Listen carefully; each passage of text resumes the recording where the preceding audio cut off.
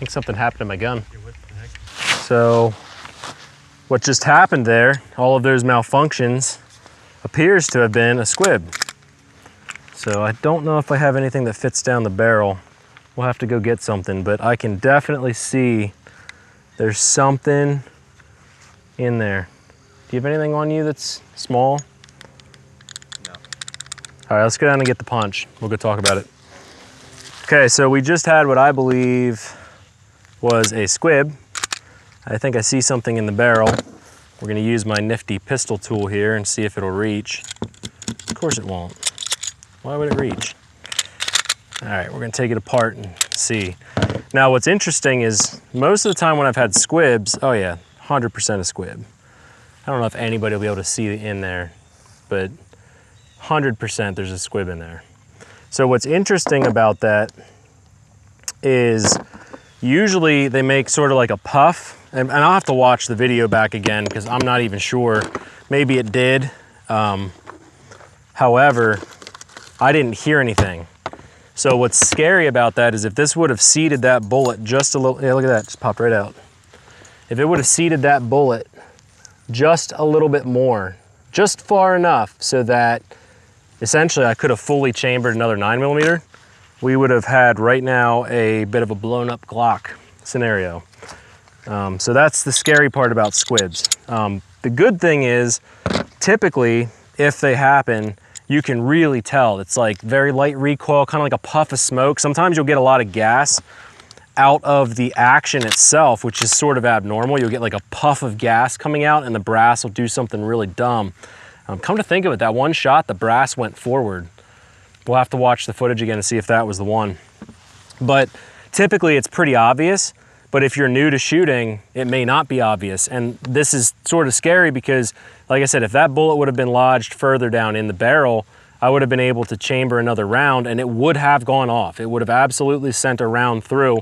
And usually what happens is it fractures the chamber, blows the barrel, or if it doesn't blow up the gun, it bulges the barrel and can ruin the slide and do all kinds of other stuff. And the reason that's so scary with a pistol is, where are our hands? What are we doing right here?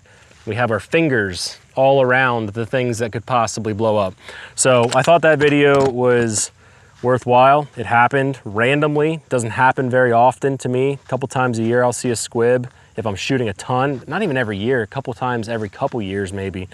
That's why running good ammo is important. This is quality ammo, so it's kind of surprising, but it can happen no matter what type of ammo you run. So keep your eyes on your guns. If you think you have a squib, don't look down the barrel. That's just not the way to do it, okay? Like, get a flashlight, shine it, you know, unload it, take the barrel apart, make sure there's not a case stuck in there that's charged with a dimpled primer. You do all the safety stuff, make sure you don't blow your head off or something stupid. Don't put your hand in front of the barrel or anything dumb. If you don't know how to handle it, maybe you find somebody that does know how to handle it, but be careful out there. It's one of those things that it can happen at any moment. You gotta be paying attention to your gun. And frankly, if it would have chambered around, I would have, even with all the years of shooting, sent another round downrange through that gun, because this particular one sounded no different. So hope that's helpful to you guys, but at some point if you shoot a lot, you'll see squibs. So remember that. I think it had no powder in the case. Oh.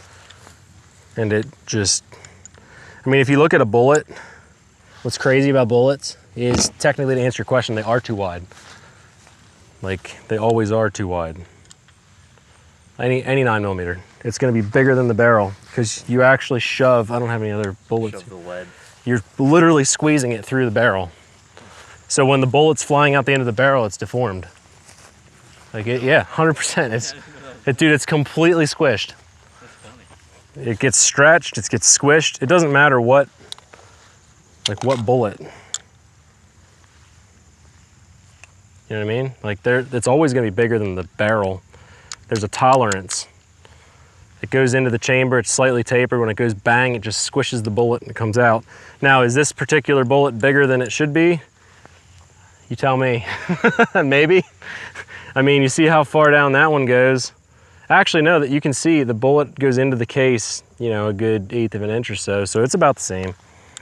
Yeah, even quality defensive ammo is like that. It's no different. Let me grab mine.